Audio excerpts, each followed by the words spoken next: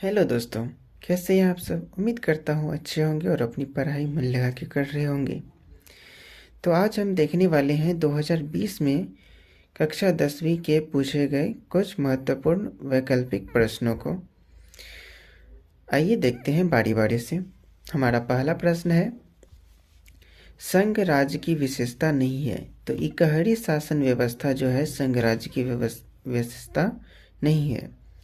अगला प्रश्न है, संघ सरकार का एक उदाहरण है। तो अमेरिका हो जाएगा।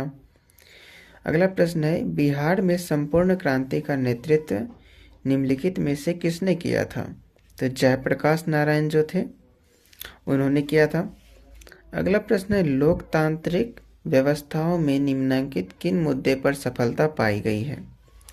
लोगों के बीच टकराव को समाप्त कर दिया गया। ये आंसर हो जाएगा राइट आंसर। अगला प्रश्न है, सुदूर संवेदी उपग्रह रिमोट सेंसिंग उपग्रह का प्रयोग किस लिए किया जाता है?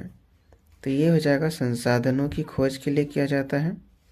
हमारा अगला प्रश्न है, निम्न में से कौन भूकंप का सर्वाधिक संवेदनशील नगर है? तो ये हो जाएगा देहरादून।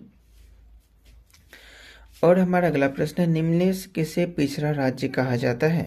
तो पिछड़ा राज्य की श्रेणी में बिहार आता है। अगला प्रश्न है, भारत में वित्तीय वर्ष कौन कहा जाता है? मतलब क्या है वित्तीय वर्ष? तो 1 अप्रैल से 31 मार्च तक वित्तीय वर्ष कहा जाता है। काउंट कावूर को विक्टर इमैनुअल ने किस पद पर नियुक्त किया था?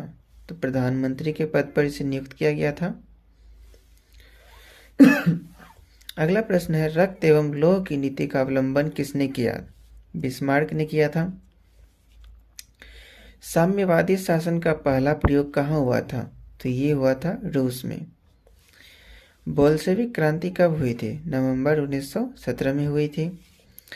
कांटी तापीय विद्युत परियोजना किस जिला में स्थापित है? तो कांटी तापीय जो है ये मुजफ्फरपुर में है। रेल वर्कशॉप कहाँ है? जमालपुर में है। सुनामी का प्रमुख कारण क्या है? समुद्र में भूकंप का आना ही सुनामी कहलाता है। सुखाड़ क्या है? हम लोग जानते हैं सुखाड़ एक प्राकृतिक आपदा है।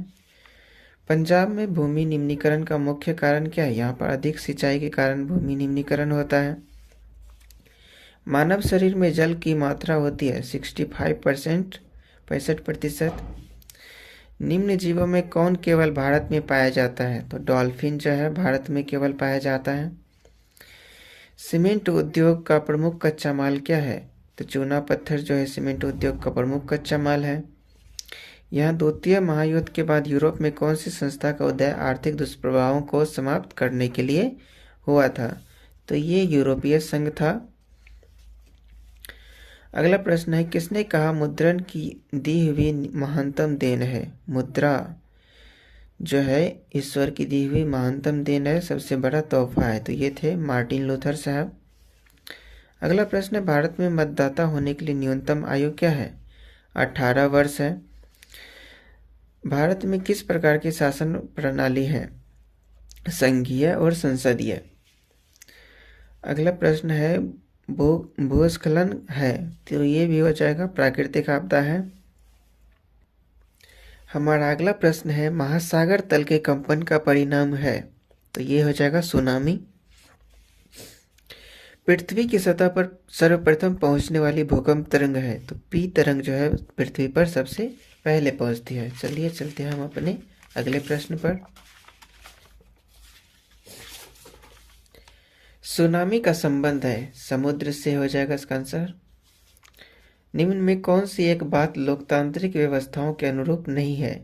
बहुसंख्यकों का शासन, ये इनमें नहीं होता है। लोकतंत्र की सफलता निर्भर करती है, तो इसका राइट आंसर हो जाएगा नागरिकों की विवेकपूर्ण सहभागिता पर।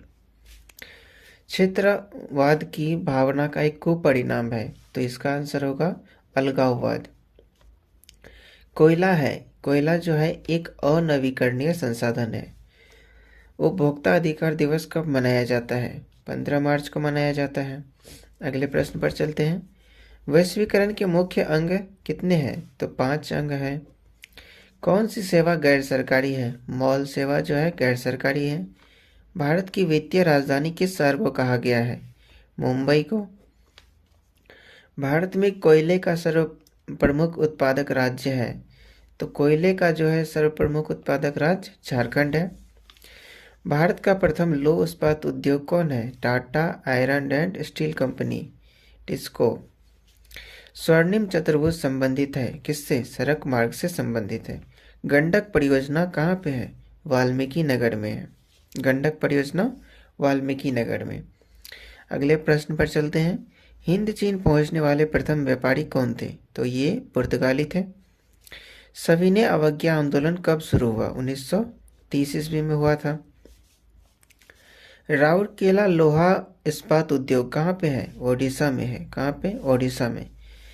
सामंती व्यवस्था से हटकर किस प्रकार की शहरी व्यवस्था की प्रवृत्ति बढ़ी? तो प्रगतिशील प्रवृत्ति सामंती व्यवस्था के बाद बढ़ी।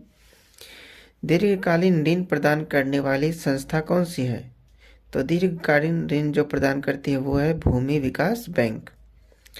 अगला प्रश्न है, आर्थिक विकास का तीसरा क्षेत्र क्या है? तो हम लोग जानते हैं कि तीसरा क्षेत्र जो है सेवा क्षेत्र है। प्रथम क्षेत्र कृषि क्षेत्र, दूसरा क्षेत्र जो है उद्योग का आता है और तीसरा सेवा क्षेत्र आता है।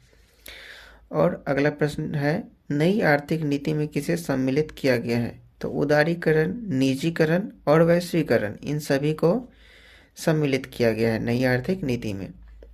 हमारा अगला प्रश्न है, उपभोक्ता द्वारा शिकायत करने के लिए आवेदन शुल्क कितना लगता है? तो उपभोक्ता को जो है शिकायत करने के लिए 1 भी रुपया नहीं देना पड़ता है। तो इनमें से कोई नहीं इसका राइट आंसर हो जाएगा। चलिए, बहुत बहुत धन्यवाद। मिलते हैं हम अपने नेक्स्ट वीडियो में। तब तक के लिए जय हिंद।